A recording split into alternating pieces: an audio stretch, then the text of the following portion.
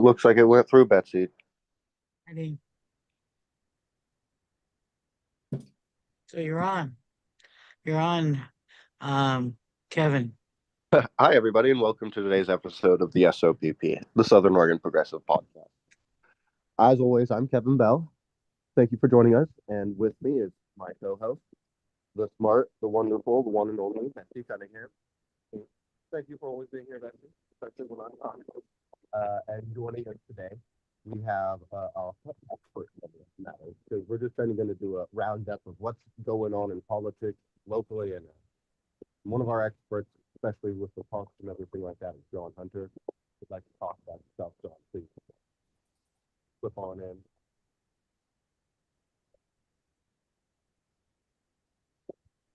And our other guest today is Zach Whitman. Zach, would you like to introduce yourself? I'd love having you. Can barely hear you, but hello, I'm Zach, local historian in training, lifelong Southern Oregonian. Good to be here. Yeah, Kevin, it is hard to hear you, so I don't know what it is. I'm outside. I'm about to go back inside, but thanks for joining us, everybody. And if you could take things for start things off, Betsy, I'll be right in. Okay, what we thought might be interesting to talk about today is parks, is everything parks, at least the Douglas County parks, because there was what I'm going to say was more of a puff piece in the News Review this past week, with the county commissioners, patting themselves on the back of all the wonderful things they believe they've done to our park system. Um, and so John Hunter is someone who has, been involved in the issue around parks and probably knows the subject matter better than I do, for sure. And so we asked John to kind of lead the discussion about the county parks and whether what we see is progress or chaos. Okay, So yeah, go ahead. yeah, I'll be glad to get going. I first got started on the parks issue in 2016 when the county logged Busenbark Park, which is up Coos Bay Wagon Road. It's about a mile and a half from Iverson Park, which is a park I go to all the time. It's about 6 miles from where I live, and I used to drive up Coos Bay Wagon Road, uh, uh, other places, uh, other roads to walk with my dog. And I'm driving up there one July morning, and much to my dismay, there's a sign that says that there's logging ahead. And I kind of dismayed because there wasn't everything's, is basically private land out there and, in plantations. And that's when I discovered that they were logging Busenbark Park. I knew it was a county park. I I knew it just didn't feel right. That there wasn't something right about this. Why are they logging a county park? And well, soon after that, because it was a very hot summer, the woods got shut down, and they shut down the logging until about September or so, and then they started up again. And Busenbark Park was an old growth uh, forest of some really giant Douglas firs. And finally, after a while, I just decided I had to let somebody know, and I let Patty Quinn of the Umpqua Watersheds know. And kind of proverbially after that, the shit kind of hit the fan. Francis Arrington got involved, and a lot of people, and well, they continued to log the park, and I kind of got more involved with. Well, I got involved with the parks and county issues, and went to Parks Advisory Board meeting, and along with other people. And my initial experience with the county, the Parks Advisory Board, and the commissioners was kind of a shock. I couldn't believe that how they really didn't give a damn about what anybody said. And anyway, it's like they logged Busenbark Park because they had to just because they were going broke and they needed the money, and because they had to do some work on the parks on the coast, Whistler's Bend that you were talking about, and they had to write a park master plan in order.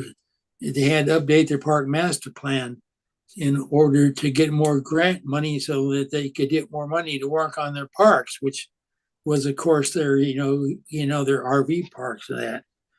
So that evolved from kind of complaining about the logging abusing park to fighting the parks master plan, and that's where I got involved with Joe Ross a lot. But anyway, the parks master plan, despite all the objections everybody had, passed because they didn't spend nearly enough money to make a comprehensive plan. But it didn't really matter to them too much because they just wanted something that they could use to help get grant money, and it did. And the thing with logging and abusing bar, with some help of a guy Mike Burke that is active in the Milder Connect group, I kind of started to learn to ask some questions about some things. And he had me ask if they had done any timber surveys on any of their forested parks. And Mike's a retired timber cruiser from the Forest Service, and I did, and surprisingly, I got information back from then Parks Director Rocky Houston, and I learned that the logging of Busenbark Park was no spur of the moment thing. That back as far back as 1978, they were doing timber surveys of Busenbark and all their other forested parks in the county. So it was something that they had in their, in their back pocket that they were going to do eventually anyway. And also I found out that they were considering logging Iverson Park, and that led to a big thing about that. And thanks to various citizens involved with that, and the Development of Friends group there, we've kind of postponed that. They don't want to talk about that. They're kind of leaving it alone now, but they've expanded. They've kind of the height of, of the justification of everything is the capitalistic system. Everything has to make money, and they claim that the parks have to be run. The only way that can be done is the parks have to be run like a business. So that was their justification for logging Busenbark, and then they wanted to put all that money into their RV parks on the coast to make money on. And in the midst of all this, they buy what is now their big fancy park over there, the Umpqua Dunes, which they've added on to, which is right next to the dunes, and all the dunes riders can go over there and camp there with their big fancy RVs and just ride their OH, ride their bikes over there to the dunes and ride to their big content, their heart content. And we went over there a couple of times and looked at the thing. And the thing about this is a wealth tax. They are basically catering to the very wealthy people who don't mind spending their money to go over there to camp at their RV park with their big RVs and ride their off-the-road vehicles all around the park. You see these trailers going down the road. They're going there with these big fancy four-wheel drive pickup, twin cab hauling this trailer. This enclosed a trailer behind, and we saw when we were over there, they open up the trailer and they drive out 5 or 6 of these these vehicles, and then they put on all their fancy gear and their helmet and ride off, ride all day long and have a great time. And they probably got over $100,000 just in, between their truck and everything right there. I saw a couple videos. I don't know if I could ever find them again.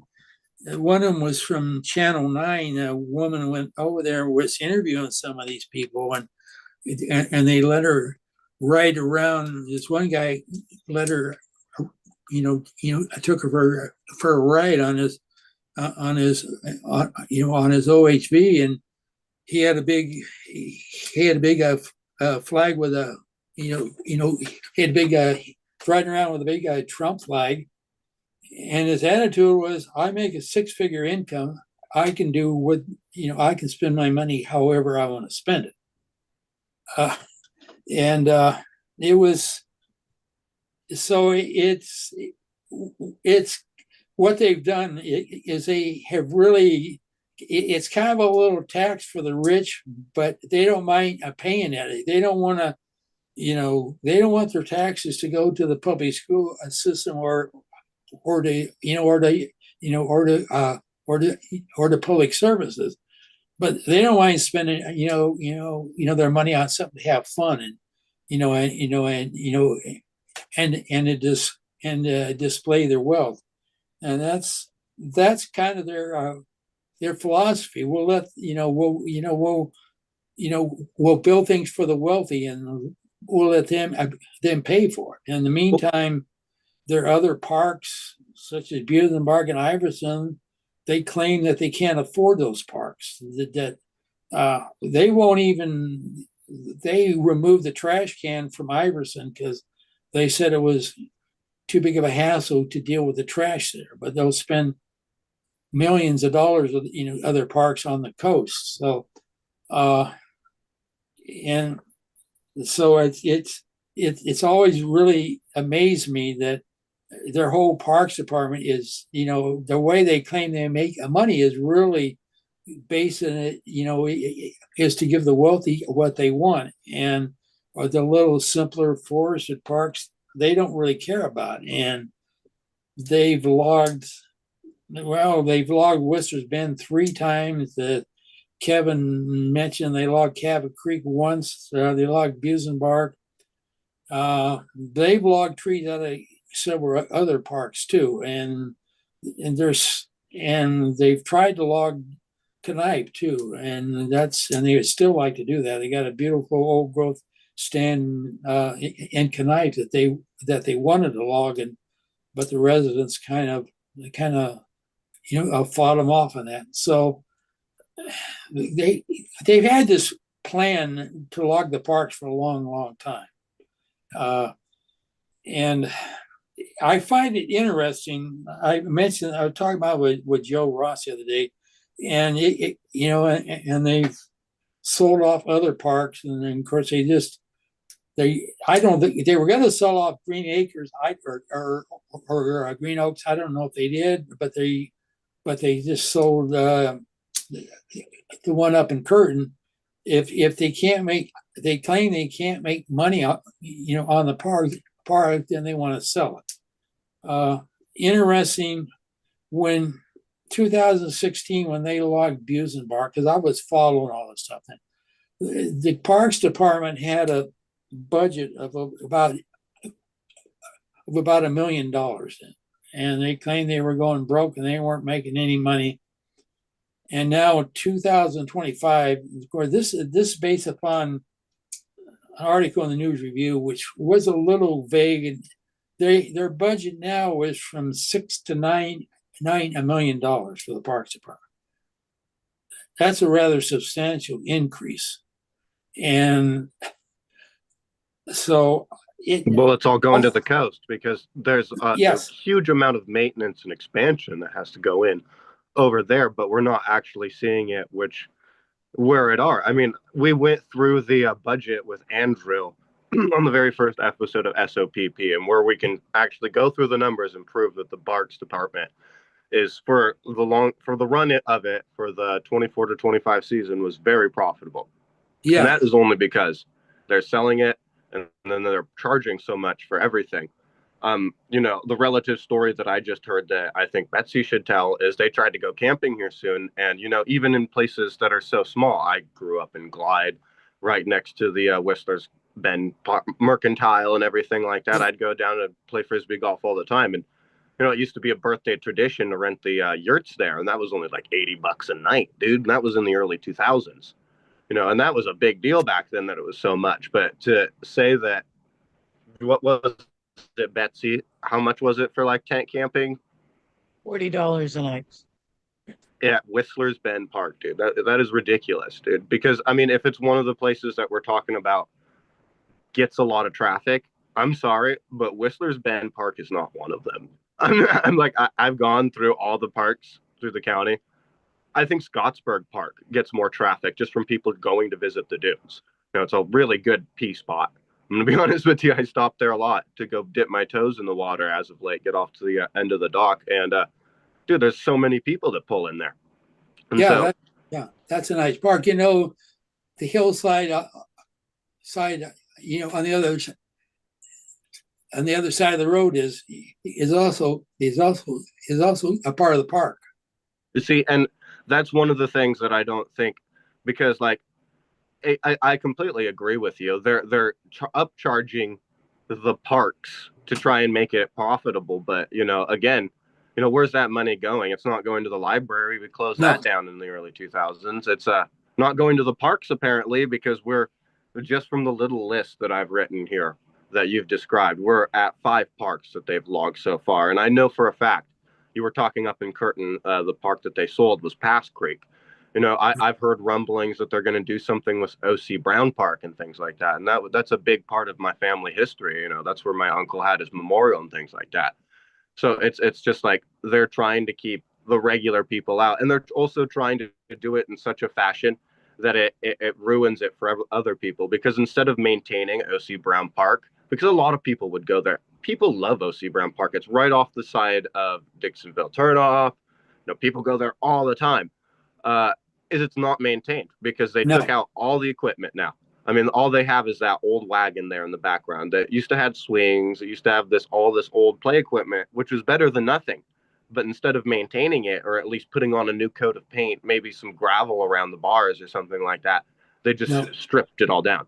And I guarantee all that money from scrap metal went to the park, which, is ridiculous because they were just bragging. I saw on the Douglas County Facebook page that they opened up the back half to to all the RV people. They just finished half of the building complex.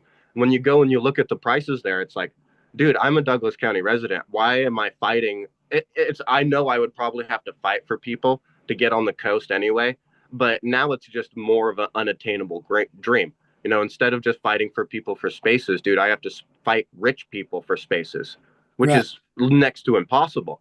They're so outlandishly ridiculous. That's why everybody goes to a state park, and I think that's another reason is a short-sightedness of our county commissioners, because now that we're out charging everybody, only the rich people are going to show up for their fancy things. But now the regular public, I mean, heck, you could go to the state park. I went to Honeyman last year, and it was only like $12 for the weekend. So great, dude. They've got paddle boats out there, dude. I'd rather go there than the dunes at that point. I mean, it's just like it's let's look at it from what the society we live in, the cost over quantity. I'd rather go to Honeyman than spend the $120 to be surrounded by people revving their engines 24/7. You know what I mean? And even the idea of peaceful parks, coming from Glide, I love the idea of peaceful parks where you have that serenity and that maybe some actual quiet, and that's not something you can achieve out on the coast. I'm not saying that the coast parks are a bad idea. Let me just stay right there. I like the coast parks. People have fun out them. No big deal. I just wish they weren't so made for rich people, dude. I want to go outside and have fun too. I don't want to have to compete with the rich people from here to California because it's charged up. And one of the reasons I moved out to Ridgeport in the first place was like some of the history that came out here. I got a job at the library. That's why I came out to Reedsport, and I was doing the Northwest section. So they had me going through a lot of the old historical documents and stuff like that. Like, yeah, I even got to see some of the floodwater documents and just old telegraph stuff. It was really cool. And there's a lot of history that was destroyed when they expanded that. I mean, when they expanded the road for ATVs on both sides, they destroyed the lifeguard boat station house that had the ropes dug in from over 100 years of going back and forth out into the river and stuff like that. So they've destroyed a lot of good stuff and their sake of progress, which, I mean, at this point, I'm not sure a lot of people enjoy. Right. Locally here, the- I mean, I hear a lot of complaints. The problem with it is not just what they've done to the coast, because what I was looking at was Whistler's Bend Park, right? And it does not have, I would think the commercial draw, but I think more fundamentally, the real problems are what John articulated is the lens of capitalism, and that you view a public service through that lens all the time. It's not the benefit. And the really insulting, offensive part is how they've eliminated county park camping to a significant number of the population here. And I know raising kids, a long time ago, because we had three of them, even, working full time, camping was an alternative, more economical way to go on vacation.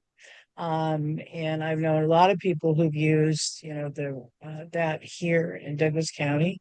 And given our economic status, I think a lot of people should be angry about this very elitist. And I'm not sure the rich billionaires are camping with the the ATVers. So it's people with, significantly more money than a good number of people in Douglas County. That's a fair statement.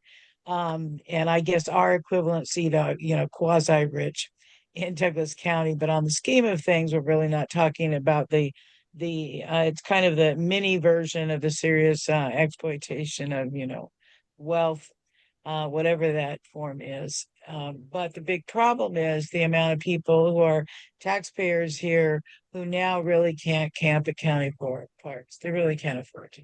Because if it's $40 a night, and then I think there was another $10 fee, it ended up being close to $90 for 2 nights to stay at Whistler's Bend Park during the week. So it wasn't even a time, because I wouldn't pick a weekend to go camp anywhere, even when I wasn't retired. Um, so, to me, then fundamentally, and then I think we talked about this issue regarding the budget. So selling that Pass Creek Park is okay, you sell it, you get that revenue, but that's a one-time thing. Right. So then what do you do? So, filling in budget gaps that way is extremely short-sighted. And then if the projections that, the analysis of where we are in the county budget-wise, the amount of money they say now that they're getting in excess of supporting the parks is going to certain, and I don't know where it's going, but it's going to offset budget. But given the amount of deficit, that isn't going to be enough. I No. mean, it's nowhere near enough to solve the budget deficit we're in now. And yet, ignoring the peoples, and that becomes another fundamentally. So how many people, I think there was a quote in the paper that Chris Boyce said something about, oh, they listened to what the people wanted. Well, who in the hell they talk to? Yeah. Well, I mean, they certainly didn't ask me because I would not support an ATV park anywhere. no. Well, I found out early on when I started going to these PAB meetings that their definition of camping was a whole lot different than mine. It's like, well, it's like that's not my idea of camp. And also, there's another park you can add to the list, Kevin.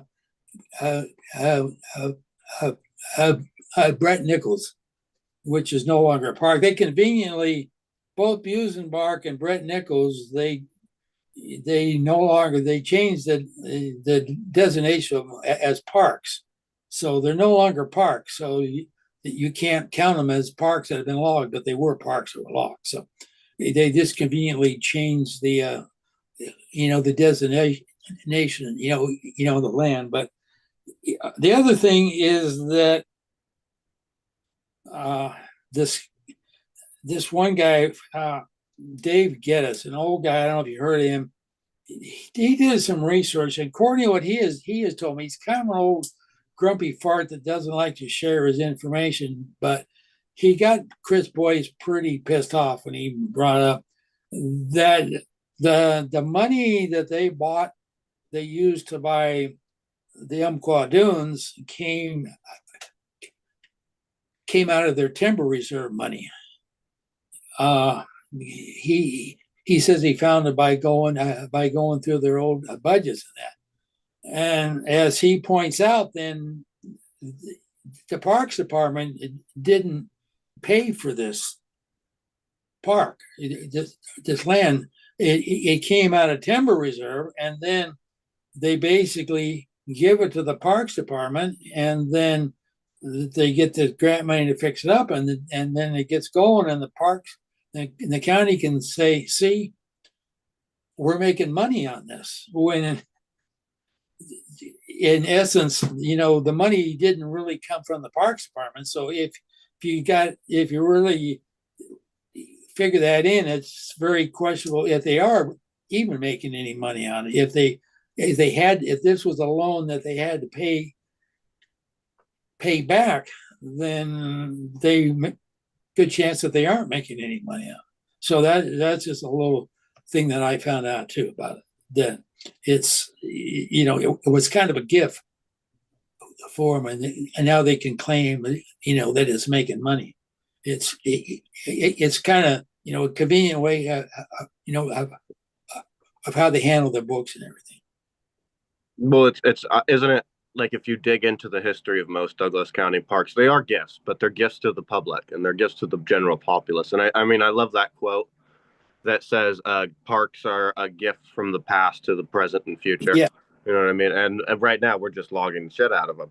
Yeah. And like you said, there's at least 5 that have been logged and 2 that have been sold in at least my lifetime, which is short considering 24 years. You know what I mean? That's a short window for thinking about a budgetary concern for a problem, because you think at least at some point they would have solved it. You know what I mean? They would have. Yeah. When would they have fixed the problem? When have they diversified instead of just focusing expressly on logging? I mean, I love Bend.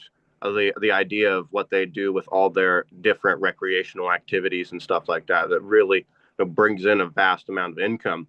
And I saw this Joe Ross, speaking of the devil, since we're bringing him up a lot. I saw a post that he made that what's the difference between, or this might have been Bernie Woodworth, but anyway, the difference between Roseburg and Medford. Both were exactly in the 50s. We're pretty much the exact same size, dude.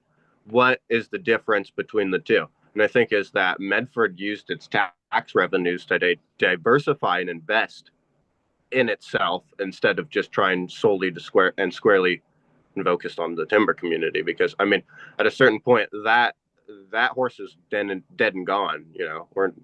We got to look bigger and better. Yeah. Actually, there's another park you can add to, and that's one on the coast, Sparrow Park. I don't know if you've ever heard of that one. They logged that one. In fact, they started. That's when I first started looking at the parks issue on the website. It was a very interesting thing. They had minutes and agendas from their PAB meetings going all the way back to about 2010 or so. It was pretty amazing, and I used to just skim through those and read them and print some out, and it was pretty amazing. And you kind of could see the history going on and everything. And they started about 2010 and 2012. They started looking at this, and there was a couple parks over by the coast that they sold and logged. One of them, a little piece of land that was kind of logged, was kind of it didn't have a road into it, and they owned it, and they and they couldn't do anything with it, and they wanted to log it. And it sounded like it was really great old growth stuff, but it wasn't worth their while to build a road, so they conveniently sold it to a timber company. So, so you know what happened to it. So they've been talking about this and going on. They've been working on it for a while. And one other point, I'll bring up, when I started going to the Park Advisory Board meetings in 2016, they used to have them about every month, regular, and they did before that, because I would look at their old minutes and everything. But on clockwork, about every month they had a PAB meeting, and you could read the minutes, and they had a budget of about $1 million. You fast forward to today, they got a budget of 6 to 9 million, and they maybe have 3 Parks Advisory Board meetings a year. So they've expanded their budget, and they've reduced their transparency greatly. They don't seem to need to have monthly meetings anymore. When they had $1 million budget, they always had meetings every month. So it's just little things like this I always find very interesting. How much they've changed, and it's a great move away from transparency. Yeah, and it makes no sense in the context of what's happening. You would think they would need more meetings if they're Right. dealing with more Yeah. money and making those decisions. So that is, that is very interesting, but it's not inconsistent based on what I have seen with the current county commissioners, particularly trying to reduce public participation and Right. accountability. Like even the issue where they decided not to allow the general comment sections at the county commission meetings, right? And that was in direct response to trying to squelch the speech of people they didn't like what they were saying. So that and that still exists. That still is not allowed to happen like it used to. And that is because of the current county commissioners and no one else. So one of the ways we can address this, and I don't, given what has happened, is it kind of like a little too, too little, too late, no matter what we do. But for one, we could get rid of county commissioners who have the mindset of, the county commissioners we have. So there's an election, the primary election is in May in 2026. And I actually, did a training for some folks who are interested in running for county commissioner, and people that I think are actually what you would consider viable candidates in regard to scale and that kind of stuff. Whether they're viable in this climate is a different thing. But and that's exciting to know that there are people that are interested and probably interested in these parks issues as we are, right? And to me, like I mentioned before we started, John, that my knowledge about the ins and outs of the Douglas County parks isn't that great. And probably like the average citizen. And but my general concern is I'm a big fan of the commons, aka public property. And I do support the public ownership, the collective ownership of our property, parks, and a variety of other things.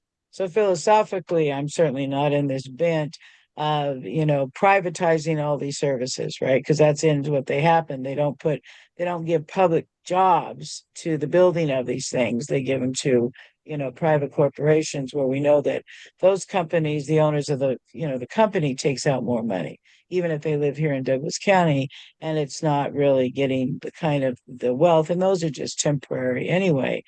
But, when I was thinking about what you were, about where they have redone these and these bigger and more costly is Canyonville, which is right off the freeway.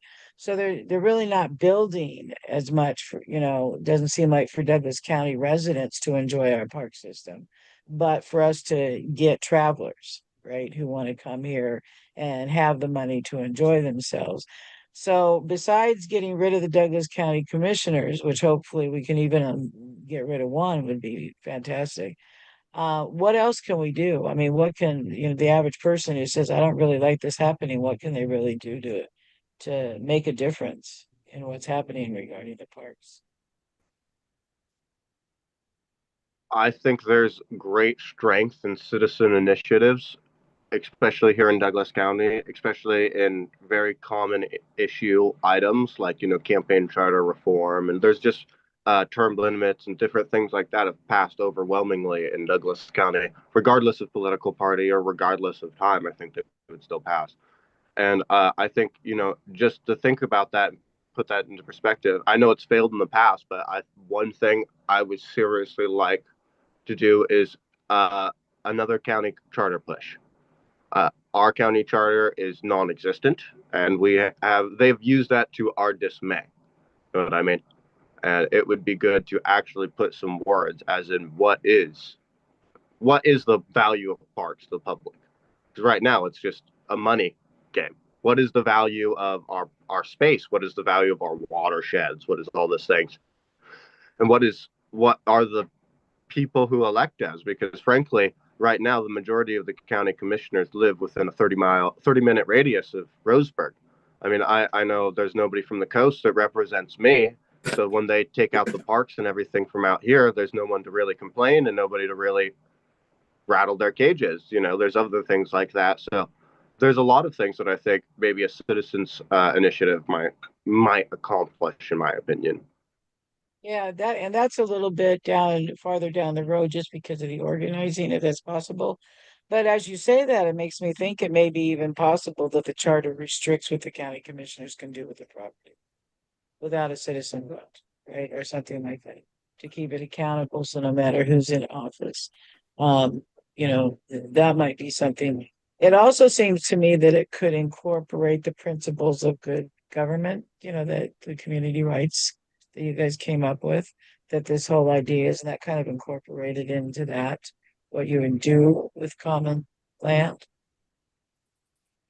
Yeah. Well, I mean, expressly laying out the individual rights of a Douglas County resident, and I think that is the idea of community rights. It's governance from the bottom up, right?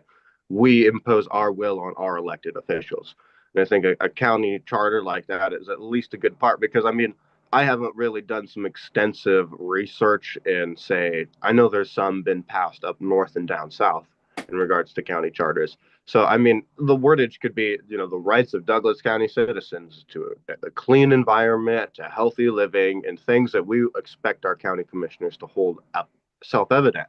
I mean, we've all seen how Chris Boyce acts, or any of the county commissioners, frankly, when they feel challenged and pushed up against the wall. They get really belligerent. I mean, frankly, Andrew Rosales shared me into the email thread that him and County Commissioner Chris Boyce was talking, and there's no way a county official should act like that. I mean, if you were talking to a land surveyor that worked for a county and you got a response like that, you'd be demanding his resignation. You'd be going to his higher ups and saying, "Hey, why isn't this motherfucker being fired? He shouldn't be talking to me this way. I pay his bills." And that's kind of the same way. Well, we are the higher up, but we are the higher ups, right? Exactly. We're collectively the higher ups. That's the way. That's the only way we're going to get rid of that nonsense. But I mean, just seeing some of the vulgar way he described Andrew, and frankly, yours truly, Betsy, it was just disgusting. And it's like, dude, you're an elected official. Have some. If you're not going to say anything nice, don't say it, dude. Especially on a local level, dude. I see you when I go into Christian values, Sherm's and all these other different stores. I don't want to have to look at you because we've had a political difference and know that you're going to would rather piss on my burning body than let me burn. At least you'll do that. Well, what he said to Andrew was fairly mellow compared to a confrontation that he had with Mike Ruley when I was there. He basically told Mike, he said, my dog is smarter than you are. And some guy the first time he had come to a county meeting, was standing there, his jaw dropped, and Boyce walks away and he says to me, who was that guy? And I said, Chris Boyce, county commissioner. And he was absolutely shocked. He's that anybody could act like that. But we all know that that's how he is. So, Well, Well- there's an old teaching that I recall from like the words of Christ, even that I'm paraphrasing certain ideas, but the nature of not simply power, or of holding exclusive power over others, but having privileges that come at the expense of others. Like in scripture, the tale of Jesus speaking to a rich man who asks, "How do I get into the kingdom of God?" He tells him, "You have to give up your riches in order to do that. You have to give up your privileges, those that you have at the expense of others, and you should distribute those to what you have to the poor." Um, I think it's worth us considering how demoralizing the very positions that our county commissioners have. Their very positions as privileged officials with extreme dominating power in our area is the very thing that leads to someone like Chris Boyce uh, being a jackass. That kind of removal from the rest of us is what fosters that kind of condescension, that kind of patronizing, the hatred of the common people. And really, to Betsy's point, it is very necessary that we not just consider replacing a county commissioner with another one. Putting somebody up for office is going to be the route to go. But ultimately, that kind of office, that the county commission itself, is something that we need to really consider doing away with in the long run. And I think of the origins of the existing county commission system, as well as the city council systems, mayors and city councilors and such across the United States. Those don't come out of the American Revolution itself. During the American Revolution, people in towns and small and large like our own, in the rural back countries of Pennsylvania and Massachusetts and the rest of New England, uh, they are organizing in town meetings. They are practicing forms of direct democracy. They are not electing representatives who have strong degrees of autonomous power, but they are delegates. They are ultimately responsible to, beholden to those who send them to higher assemblies and congresses at became the state level, the continental level. Where our city council and county commission system comes from is in a reaction to that in the 1780s. It was imposed by local oligarchies and did away with town meeting systems, did away with local forms of direct democracy, privileging local notables, uh, people in any, even a small town, who had degrees of wealth far higher than the rest of the population. It privileges local oligarchies. And I think in the spirit of, in the last few weeks, months, of the no kings attitude that some have expressed, we need to take a real long, hard look at our county commissioners in very much the same light. right. They are in an ongoing counter-revolution against the best of what America can be.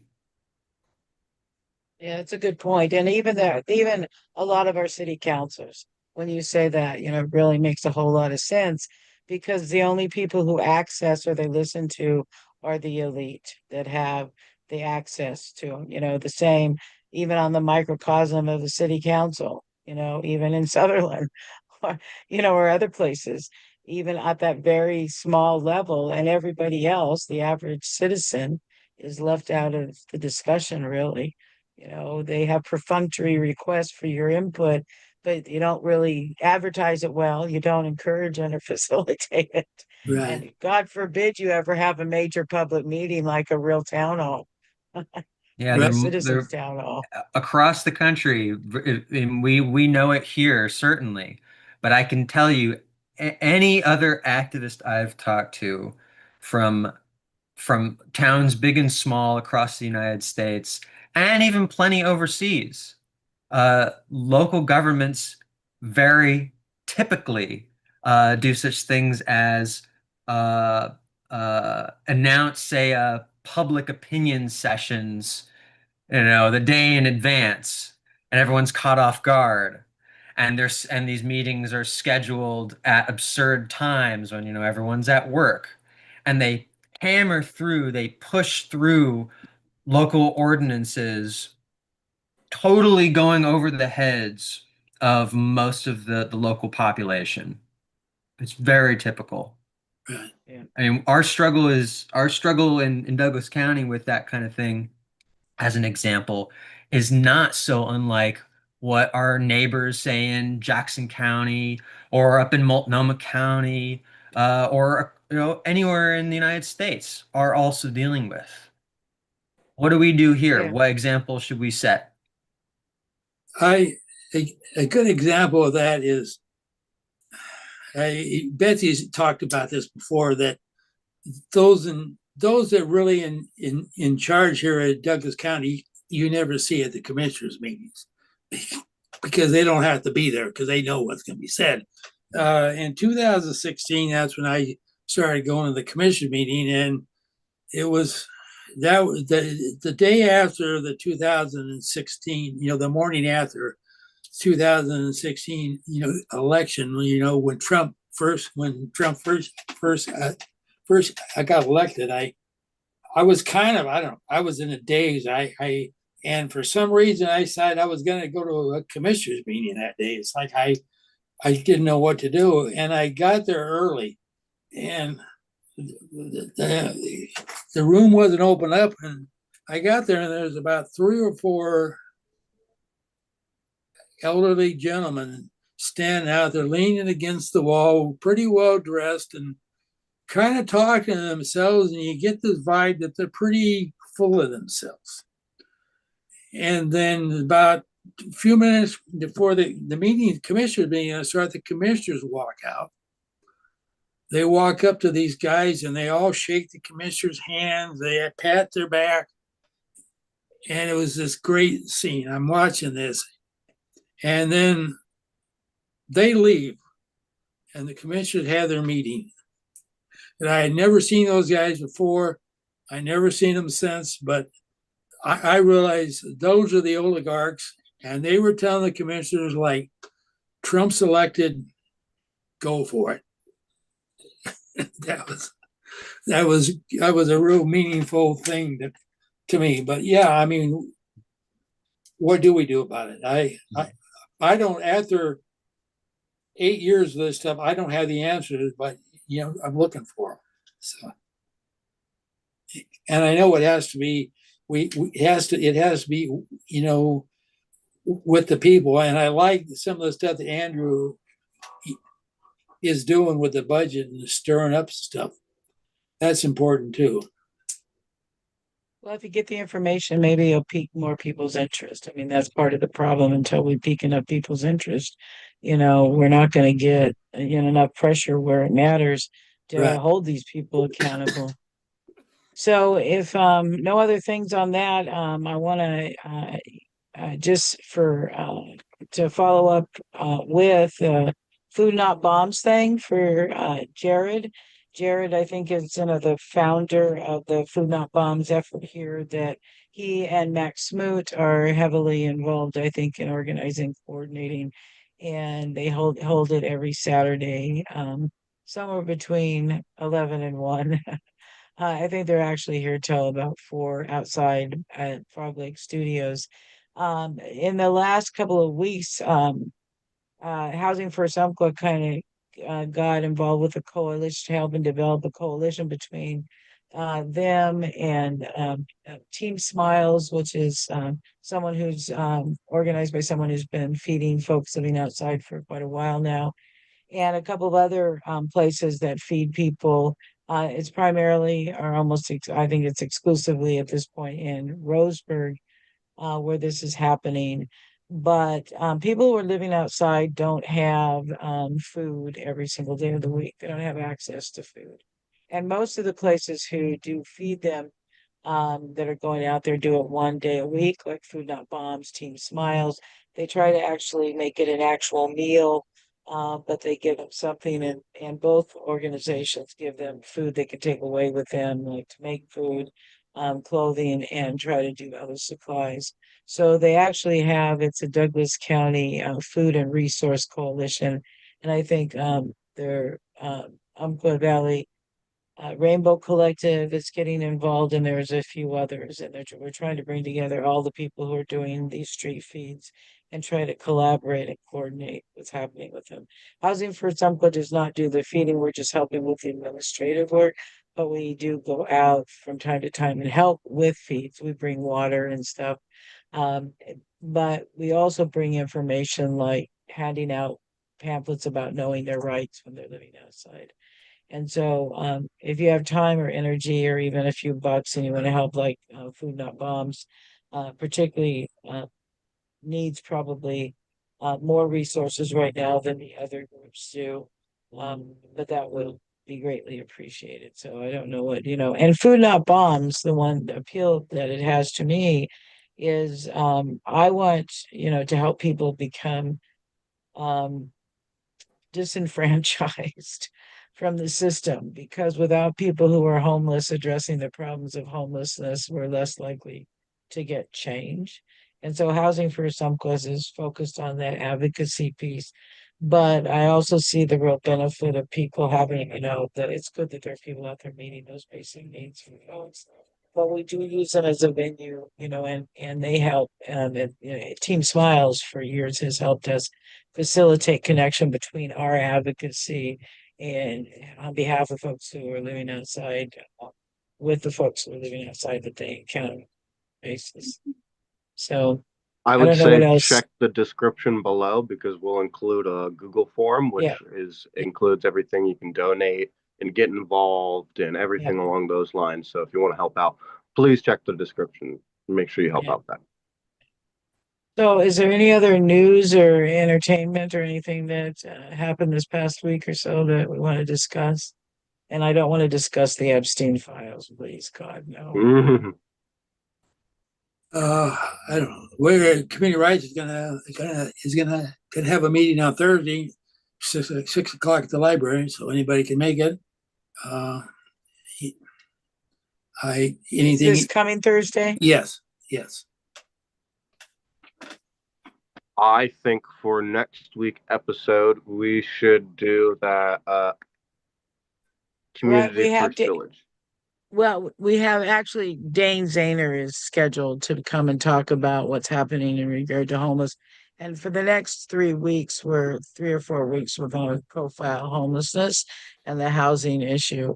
Next week, also Octavia Sanchez from Housing for Umpqua is going to be in the discussion talking about the kind of outreach stuff that Housing for Umpqua is beginning to do in the community, a lot around the rights of folks.